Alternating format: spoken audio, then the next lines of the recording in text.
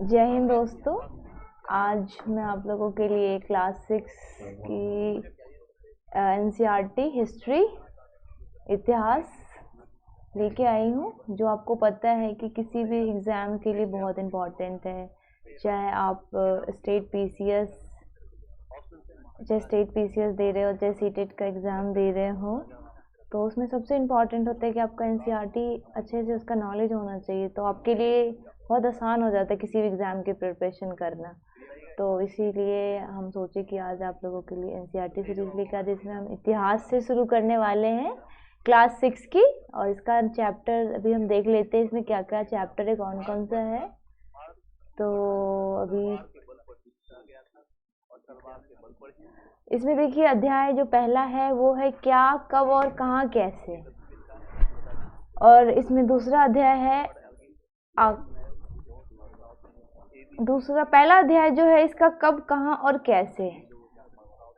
और इसका जो दूसरा अध्याय है आखेट, खत संग्रह, भोजन उत्पादन तक। और तीसरा अध्याय आरंभिक नगर, क्या बताती है हमें किताबें और कब्रें। और इसका पांचवा अध्याय है राज्य, राजा और एक प्राचीन गणराज्य। छठा अध्याय इसका एक प्रश्न, नए विचार।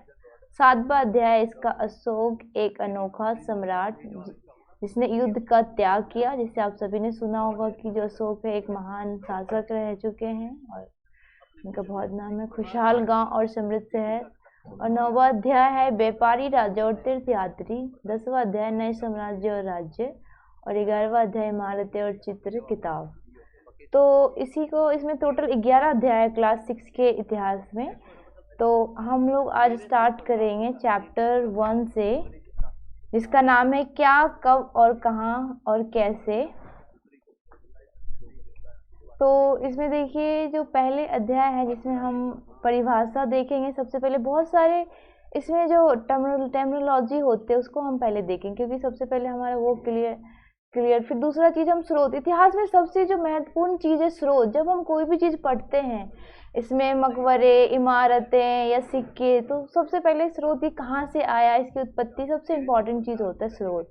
इसके अलावा हम इसके अतिरिक्त जानकारी देखेंगे, और इसके अलावा जो एक्स्ट्रा चीज़ें होंगे हम वो देखेंगे। उसके बाद फिर उपयोगी जो शब्द होते हैं इतिहास में, जो प्रयोग होते हैं, जिसकी समझ हमें होना बहुत ज़रूरी होता है। उसके बाद इतिहास में सबसे जो इम्पोर्टेंट और डिफ़िकल्ट चीज़ लगता है साथियों, वो है महत्वपूर्ण तिथियाँ, कि कौन सी चीज़ कब घटना घटी, कब हुई, कौन सी चीज़ें। तो ये चीज़ भी हम साथ साथ देखते हुए चलेंगे, क्योंकि किसी भी एग्ज़ाम में डेट बहुत ज़्यादा इम्पॉर्टेंट होता है। तो आज का जो अध्याय हम लोग शुरू करने जा रहे हैं उसका नाम है क्या, कब और कहाँ, कैसे। तो इतिहास में जब हम कोई भी चीज़ पढ़ते हैं, सबसे दिमाग में पहले आता है कब हुआ, कैसे हुआ, कहाँ हुआ। तो इसी के साथ हम शुरुआत करते हैं। तो इतिहास थोड़ा सा देखा जाए तो थोड़ा डिफ़िकल्ट सब्जेक्ट होता है, क्योंकि इसमें बहुत चीज़ें याद रखनी पड़ती है। सबसे डिफ़िकल्ट जो होता है वो होता है कि तारीख कैसे हम याद रखें, कौन सी घटना कब घटी है ना। तो इसमें सबसे इम्पॉर्टेंट चीज़ है, किसी भी चीज़ का कोई घटना घटता है तो इसका हम पता कैसे लगाते हैं। तो यह जानने के लिए कि कल मान लीजिए क्या हुआ था, तो हम इसमें क्या देखते, रेडियो से सुन सकते हैं, टेलीविज़न देख सकते हैं, अखबार पढ़ सकते हैं। इन सभी स्रोतों से हम इतिहास का पता लगा सकते हैं। कि साथ ही देखिए, यहाँ पे जैसे लिखा हुआ है कि यह जानने के लिए पिछले साल क्या हुआ था। अब इसके लिए आप क्या कर सकते हैं, या तो आप पूरे एक साल का न्यूज़पेपर उठाइए, या आप वेबसाइट पे भी जाके देख सकते हैं। तो इसमें सबसे पहले इम्पोर्टेंट जो लाइन यहाँ पे दिया हुआ है कि अतीत के बारे में हम क्या जान सकते हैं, कि जो घटना घट चुकी है उसके बारे में हम क्या क्या जान सकते हैं। इतिहास के बारे में बहुत कुछ जाना जा सकता है, जैसे कि लोग क्या खाते हैं, लोग क्या खाते थे पहले के टाइम। हमारे दिमाग में बहुत बार ये क्वेश्चन आता है कि लोग क्या खाते थे, कैसे कपड़े पहनते थे, किस तरह के घरों में वो रहते थे। इन सभी प्रश्नों का उत्तर अभी हम इस चैप्टर में देखेंगे। कि हम आखटों को, शिकारियों, पशुपालकों, कृषकों, शासकों, व्यापारियों, पुरोहितों, शिल्पकारों, कलाकारों, संगीतकारों या फिर वैज्ञानिक के जीवन में के बारे में जानकारियां हासिल कर सकते हैं। यही नहीं, यह भी पता कर सकते हैं कि उस समय बच्चे कौन से खिलौने से खेलते थे, कौन सी कहानियां सुना करते थे, कौन से नाटक देखा करते थे, और इन सभी प्रश्नों का अभी हम आगे देखने वाले हैं नेक्स्ट टॉपिक में कि लोग कहाँ रहते थे। तो अभी हम जो आगे देखने वाले हैं मानचित्र 1 पृष्ठ 2 में, इसमें कुछ चीजें, इस प्रश्नों का हम उत्तर ढूंढेंगे। कई लाख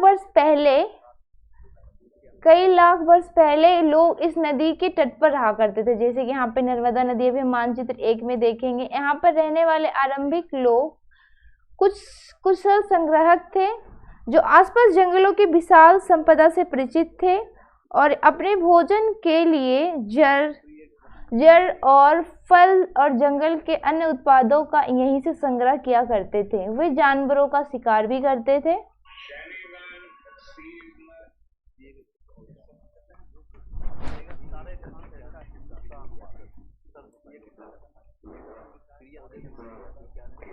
जैसे कि यहाँ पे देखिए जो लाइन दिया है कि तुम उत्तर पश्चिम और सुलेमान और किधर पहाड़ियों को पता। अभी जो हम मानचित्र देखेंगे, अभी इस प्रश्न का हम उत्तर इस मानचित्र में देखेंगे कि उत्तर और पश्चिम में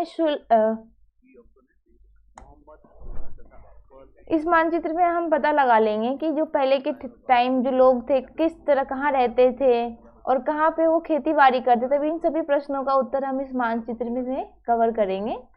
तो जैसे कि यहाँ पे आप देख रहे हैं कि यहाँ पे बता रहा है उत्तर और पश्चिम की सुलेमान और किरथर पहाड़ियों का पता लगे। तो इस मानचित्र के थ्रू हम लोग इस प्रश्न का हल ढूंढेंगे। जैसे कि देखिए इसमें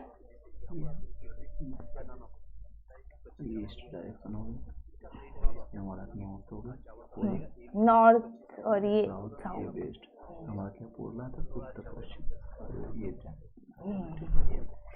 तो यहाँ पे इस मानचित्र में इस प्रश्न का देखिए यहाँ पे जो बताया गया है कि उत्तर और पश्चिम की सुलेमान और किरथर पहाड़ियों को पता लगे। तो देखिए ये वाला जो हिस्सा होता है मानचित्र कभी भी आप पढ़ेंगे, इस वाले हिस्से को हम बोलते हैं पश्चिम, मतलब इंग्लिश में वेस्ट बोलेंगे, और इस वाले हिस्से को हम बोलेंगे नॉर्थ यानी कि पूर्व। तो इस वाले उत्तर। हाँ, तो यहाँ पे देखिए यहाँ पे जो ये वाला जो जगह है सुलेमान और किरथर, ये आप ये जगह यहाँ पे देख सकते हैं, सुलेमान ये रहा किरथर। हाँ, ये पूरा जो अभी एरिया है ये पाकिस्तान के क्षेत्र में अब पड़ता है। तो यहाँ पे देखिए इसी क्षेत्र में कुछ ऐसे स्थान है जहाँ पे 8000 वर्ष पूर्व स्त्री और पुरुष ने सबसे पहले गेहूं और जौ जैसी फसलों का उपजाना।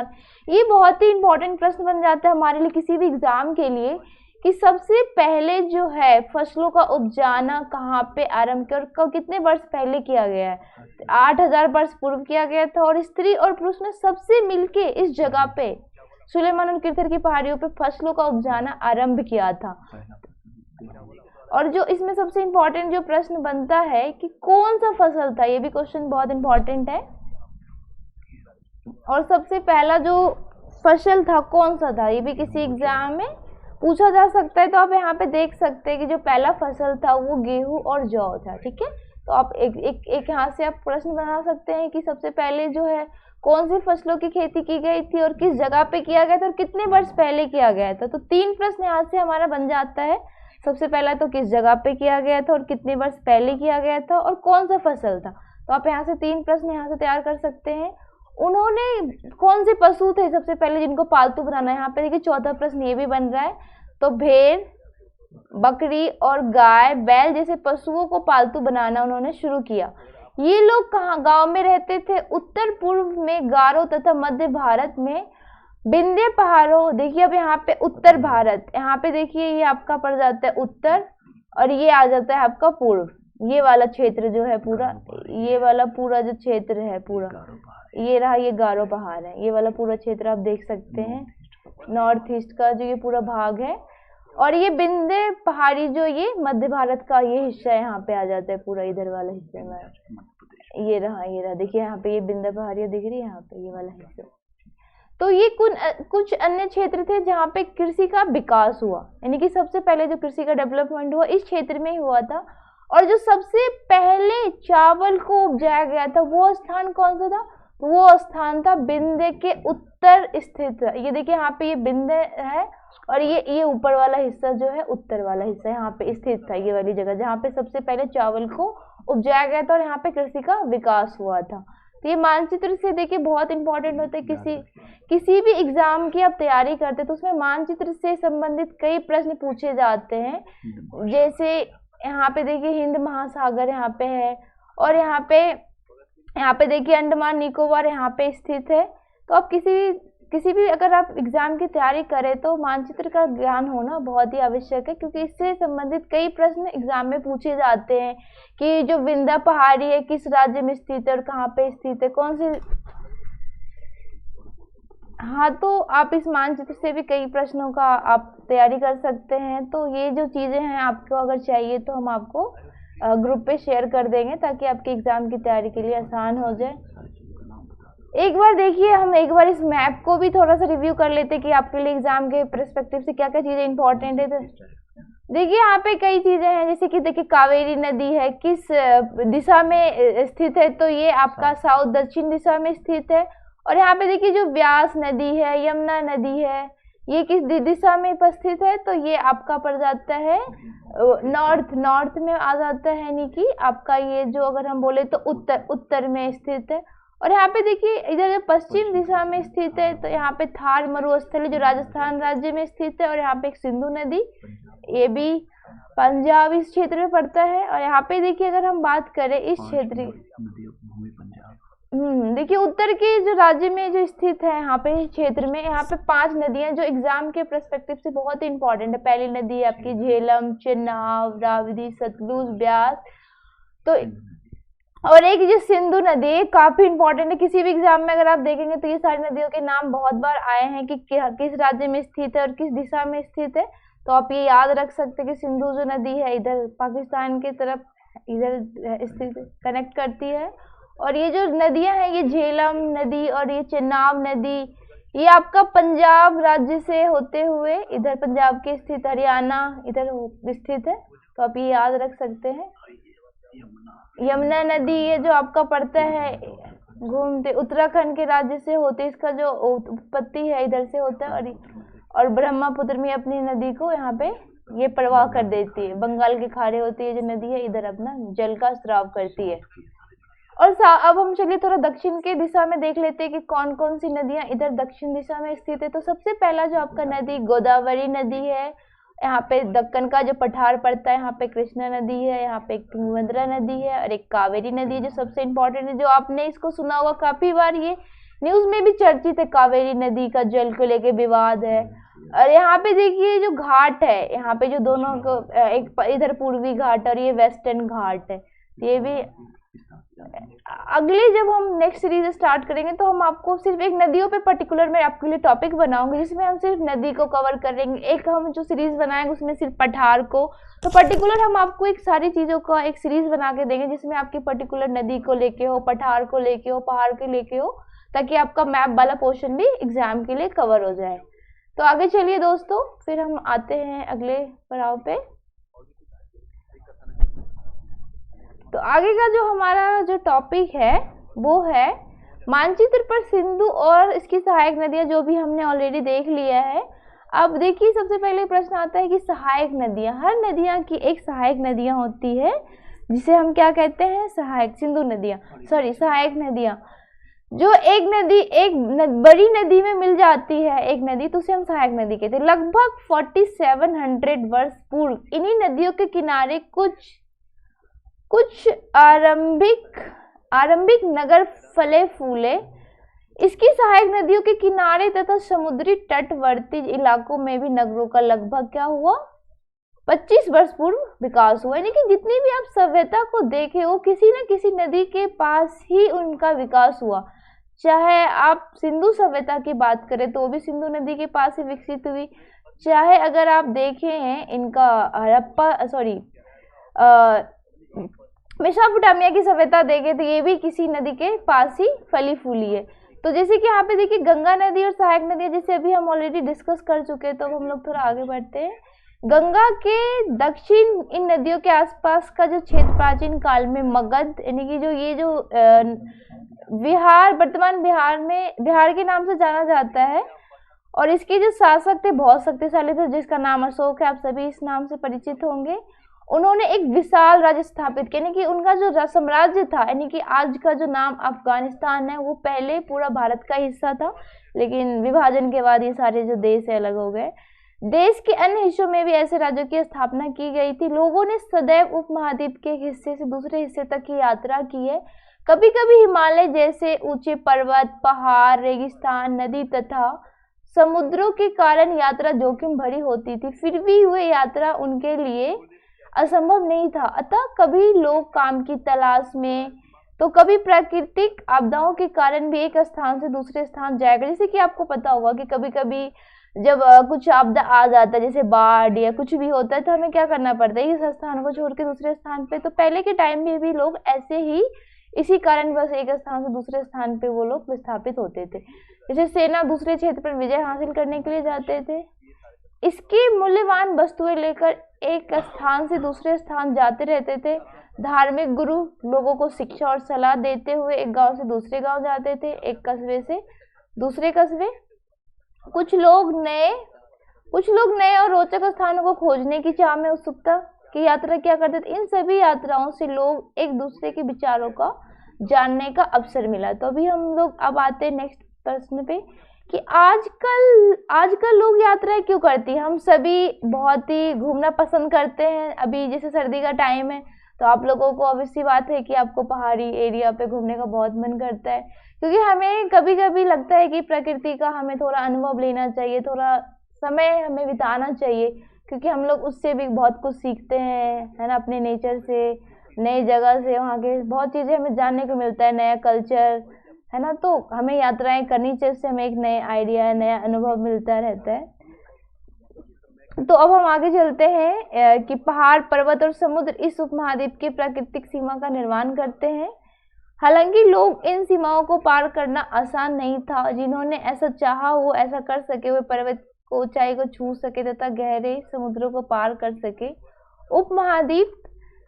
उपमहाद्वीप बाहर से कुछ लोग आए और यहीं बस गए। लोगों के इस आवागमन ने हमारी संस्कृति परंपराओं को समृद्ध किया और कई वर्षों से लोगों को पत्थर को तराशने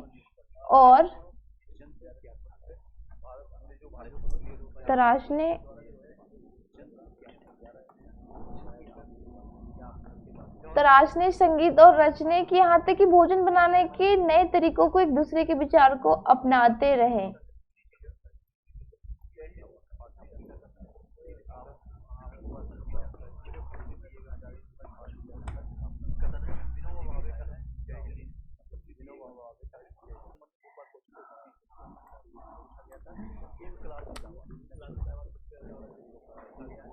तो इसमें देख रहे हैं कि लोग यात्रा, जैसे मैंने आपको बताया कि सबके अपने अपने पर्सनल चॉइस होता है। कोई नेचर का एक्सपीरियंस लेने के लिए जाते हैं, कुछ नया, है ना, एक्सपीरियंस गेन करने के लिए। तो घूमना बहुत ज़रूरी होता है जीवन में, हमें हर घूमना चाहिए कहीं नई जगह पे।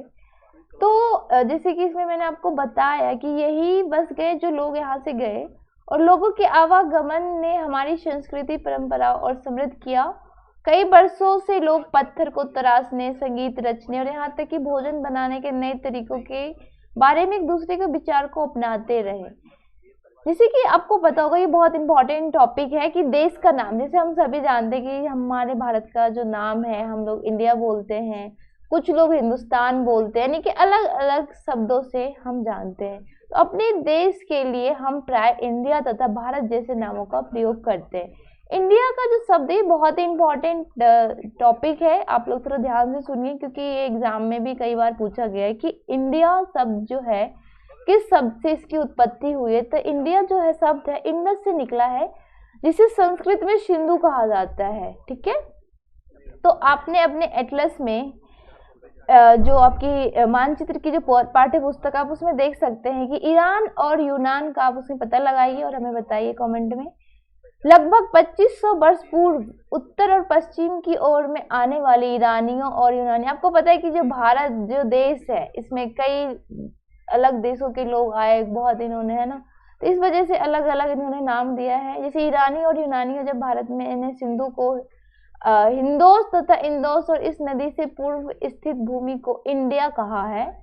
भारत नाम का प्रयोग उत्तर एवं पश्चिम में रहने वाले लोगों के एक समूह के लिए प्रयोग किया जाता है। इस समूह का उल्लेख संस्कृत की आरंभिक लगभग 3500 वर्ष पुरानी कृति ऋग्वेद में मिलता है। देखिए ये भी बहुत इंपॉर्टेंट फैक्ट अब हमें मिलता है कि जो भरत नाम का है ये, इसका उल्लेख हमें कहाँ से मिलता है, तो ऋग्वेद में इसका उल्लेख मिलता है। तो आपके एग्जाम के लिए बहुत इंपॉर्टेंट लाइन है। बाद में इसका प्रयोग देश के लिए होने लग गया। अब देखिए यहाँ पे बहुत इंपॉर्टेंट चीजें हैं, इसमें देख लेते फैक्ट्स कि ताड़ पत्रों से बनी एक पांडुलिपि। तो यह जो पांडुलिपि है लगभग 1000 वर्ष पहले लिखी गई थी। किताब बनाने के लिए ताड़ के पत्तों को काटकर उनके अलग अलग हिस्सों को एक साथ बांध दिया जाता था। जैसे कि यहाँ पे चित्र में भी देख सकते हैं कि जैसे कि आपसे प्रश्न में पूछा जा सकता है कभी कभी कि पांडुलिपि क्या है, तो आप देख सकते हैं कि जो पांडुलिपि है ये क्या है। तो एक किताब बनाने के लिए ताड़ के पत्तों को काट के उनके अलग अलग हिस्सों पे बांध दिया जाता था। बुर्ज की पेड़ की छाल से बनी हुई, जैसे कि इस चित्र में आप देख सकते हैं कि ये पांडुलिपि है। तो इसमें देखिए अतीत के बारे में कैसे जाने, तो एक ये भी स्रोत है हमारे लिए कि पांडुलिपि के थ्रू भी हम अपने अतीत के बारे में जान सकते थे कि पहले के लोग कैसे चीजें लिखे करते थे। तो अतीत की जानकारी हमें कई तरह से प्राप्त कर सकते हैं। इनमें से एक तरीका है अतीत में लिखी हुई पुस्तकों को ढूंढना और पढ़ना। ये पुस्तक हाथ से लिखी होने के कारण इसे क्या बोला जाता था, पांडुलिपि कही जाती थी। तो आप इसे याद रखिए कि पांडुलिपि किसे कहा जाता था, हाथ से लिखे होने के कारण इसे पांडुलिपि कही जाती है। अंग्रेजी में पांडुलिपि के लिए प्रयुक्त होने वाला जो शब्द है उसे हम क्या कहते हैं इंग्लिश में,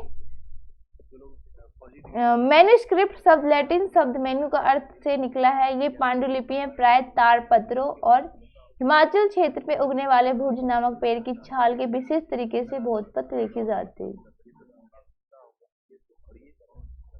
अब यहाँ पे देखिए आगे हम बढ़ते हैं।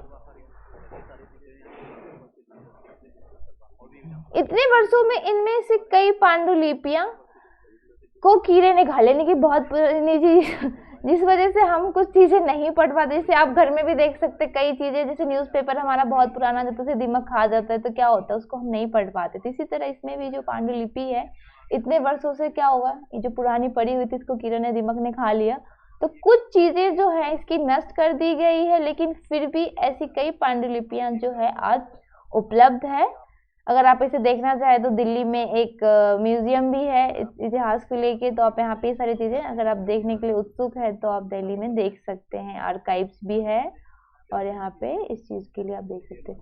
मंदिर और बिहारों से प्राप्त होती इन पुस्तकों में धार्मिक मान्यता और व्यवहारों, राजाओं के जीवन, यानी कि जो पांडुलिपि में होता था किस चीज का हमें विवरण मिलता है, तो इन पुस्तकों में हमें धार्मिक मान्यता, व्यवहार, राजाओं के जीवन, औषधि तथा विज्ञान आदि सभी प्रकार के विषयों की हमें इसे पांडुलिपि में चर्चा मिलती है। इनके अतिरिक्त हमारे यहाँ महाकाव्य, कविताएं तथा नाटक भी है। इनमें से कई संस्कृत में लिखे मिलते हैं, जबकि अन्य प्राकृतिक और तमिल में प्राकृतिक भाषा का प्रयोग आम लोग करते थे। तो हम अभिलेख के अध्ययन कर सकते हैं। इस लेख पत्थर तथा धातु जैसी अपेक्षाकृत कठोर सतह पर उत्कीर्ण मिलते हैं। तो कभी कभी शासक तथा अन्य लोगों के अपने आदेशों पे उत्कीर्ण करवाते ताकि लोग उन्हें देख सके, पढ़ सके। जैसे कि आप लोग कभी किसी म्यूजियम कहीं पे कोई मकबरा विजिट किया होगा तो देखा होगा कि वहाँ पे शासकों के नाम लिखे रहते। तो इसी तरह पहले भी जो लोग होते थे कुछ ही चीज का निर्माण करवाते थे तो उस पत्थरों पे वो अपना नाम लिखवाते ताकि लोग उनके जान सके। ठीक है, तो इस प्रकार अभिलेख भी हमें मिलते हैं जिनमें राजा तथा रानियों के सहित स्त्री और पुरुष के अपने कार्यों का जो विवरण हमें इस पे दिखाई देते हैं। ठीक है, तो एक यहाँ पे चलिए इस लाइन में हम देख लेते कुछ इंटरेस्टिंग फैक्ट जुड़ा हुआ जो क्या पता हमारे एग्जाम के लिए इम्पोर्टेंट है। लगभग 2225 वर्ष पुराना है ये अभिलेख जो वर्तमान अफगानिस्तान कंधार से प्राप्त हुआ। यानी कि जो आपका अभिलेख है ये कहाँ से हमें प्राप्त हुआ है, ये अफगानिस्तान के कंधार जगह से प्राप्त हुआ है। यह अभिलेख अशोक नामक शासक के आदेश पर उत्कीर्ण करवाया गया। यानी कि आपको पता है कि जो महान शासक अशोक है इनका नाम, इनके द्वारा निर्माण करवाया गया था। इस शासक के विषय में हम लोग अध्याय 8 में चर्चा करेंगे, तो अभी इसके लिए कुछ इम्पोर्टेंट नहीं है। तो इसमें एग्जाम्पल के लिए शासक लड़ाइयों में अर्जित विजयों का लेखा जोखा इस अभिलेख में किया करते थे। जैसे कि देख सकते हैं, इन लिपियों को हमें नहीं पढ़ सकते, बस हम देख सकते हैं। ठीक है, अब देखिए कि इसमें आगे जो लाइन दी गई है कि इसे करवाने में क्या क्या कठिनाइयाँ आती होगी। तो इसके अतिरिक्त कई अन्य वस्तुएं अतीत में बनी और प्रयोग में लाई जाती थी, ऐसे वस्तुओं का अध्ययन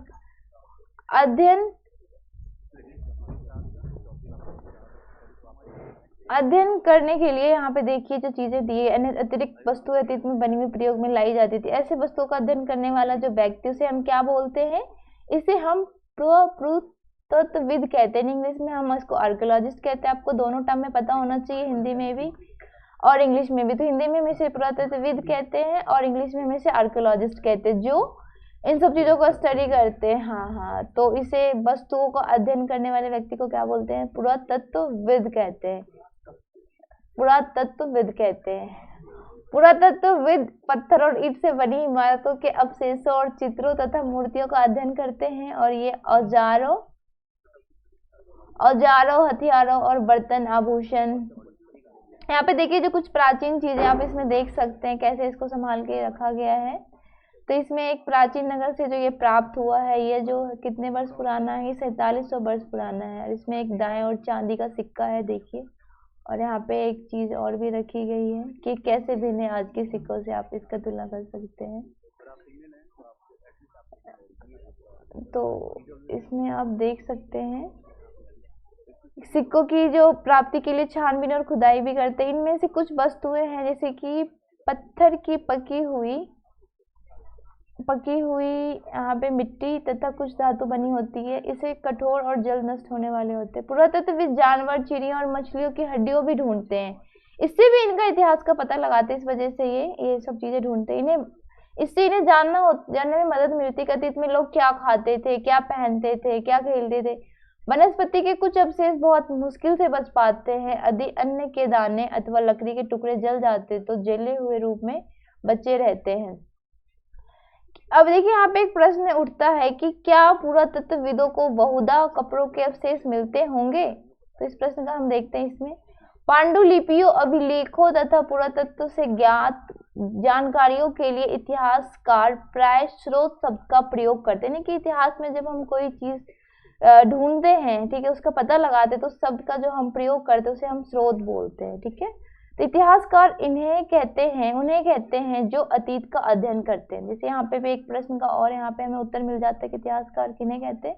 इतिहासकार उन्हें कहते हैं जो अतीत का अध्ययन करते हैं। स्रोत से प्राप्त होने वाली अतीत के बारे में पढ़ना बहुत ही रोचक हो जाता है, क्योंकि इन स्रोतों की सहायता से हम धीरे धीरे अतीत के पुनर्निर्माण करते जाते हैं। तथा इतिहासकार तथा पुरातत्वविद उन जासूसों की तरह जो इन सभी स्रोतों का प्रयोग सुराग के रूप में करते हुए अतीत को जानने का प्रयास करते हैं। अब जैसे आप यहाँ पे एक नया विषय आ जाता है कि अतीत एक या अनेक। क्या तुमने इस पुस्तक के शीर्षक के बारे में हमारे अतीत पर ध्यान नहीं कि इस पाठ्य पुस्तक का, जैसे कि हमने शुरुआत में चर्चा किया था, इस पाठ्य पुस्तक का क्या नाम है? हमारे अतीत। यानी कि यहाँ अतीत शब्द का प्रयोग बहुवचन के रूप में किया गया है। ऐसा इस तथ्य की ओर ध्यान दिलाने के लिए किया गया है ताकि अलग अलग समूहों के लोगों के इस अतीत के अलग अलग मायने थे। उदाहरण के लिए पशुपालकों तथा कृषकों के जीवन, राजाओं और रानियों के जीवन से तथा व्यापारियों के जीवन में शिल्पकारों के जीवन बहुत भिन्न था। जैसा कि आज हम देखते हैं, उस समय भी देश के अलग अलग हिस्सों में लोग अलग अलग व्यवहार और रीति रिवाजों का पालन करते थे। एग्जाम्पल के लिए जैसे अंडमान निकोबार के अधिकांश लोग अपना भोजन मछलियां पकड़कर, शिकार करके तथा फल फूल संग्रह प्राप्त करते थे।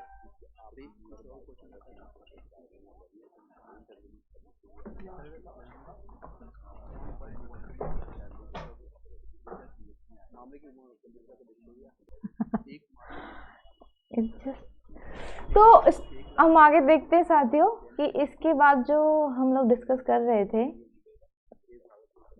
इसके अतिरिक्त एक अन्य भेद भी है। उस समय शासक अपनी विजयों का लेखा जोखा करते थे। यही कारण है कि उन शासकों तथा उनके द्वारा लड़ी जाने वाली लड़ाइयों के बारे में काफी कुछ जानते हैं। जब शिकारी, मछुआरे, संग्राहक, कृषक तथा पशुपालक जैसे आम आदमी अपने कार्यों का लेखा जोखा नहीं रखते थे, पुरातत्व की सहायता से हम उनके जीवन को भी जानने में मदद मिलती है। हालांकि अभी भी इनके बारे में बहुत कुछ जानना शेष है। तो यहाँ पे चलिए हम देखते हैं सबसे इम्पोर्टेंट जो इतिहास में आता है तिथियों का मतलब। जब भी हम इतिहास में कोई चीज का अध्ययन करते हैं तो सबसे जो टफ चीज होता है कि तिथियां। बहुत चीजें जब आप पाठ्य पुस्तक पढ़ते होंगे तो वहाँ पे देखते होंगे कभी बीसी करके लिखा होता है, तो अभी उसके हम इस यहाँ पे हम लोग देखते हैं कि अगर कोई तुमसे कोई तिथि के विषय में पूछे, शायद तुम उस दिन उसकी तारीख, माह, वर्ष, जैसे 2000 या इसी से वर्ष का बताओगे, तो वर्ष की ये जो गणना है ईसाई धर्म प्रवर्तक ईसा मसीह के जन्म की तिथि से की जाती है। अतः 2000 वर्ष कहने का तात्पर्य है कि ईसा मसीह के जन्म के 2000 वर्ष के बाद से है। ईसा मसीह के जन्म के पूर्व की सभी तिथियां के लिए हम क्या यूज करते हैं, पूर्व। ईसा से पहले इसका मतलब होता है कि आप जब भी इतिहास में पाठ्य पुस्तक का जब अध्ययन करेंगे तो आप ऐसे चीजों को, हाँ, इसको इंग्लिश में हम बोलते हैं, इसको बीसी से डिनोट करते हैं, जिसका मतलब होता है बिफोर क्राइस्ट। और इस पुस्तक से हम 2000 को अपना आरंभिक बिंदु मानते हैं और मानते हुए वर्तमान से पूर्व की तिथियों का उल्लेख करेंगे। तो आगे देखते हैं हम लोग तिथियों के बारे में क्या है। तो जैसे देखिए इतिहास और तिथियां जो हमें बहुत परेशान करती है इतिहास में, जब हम लोग इतिहास पढ़ते हैं तो अंग्रेजी में बीसी और हिंदी में हम इसको क्या बोलते हैं, ई.पू का तात्पर्य क्या होता है, बिफोर क्राइस्ट।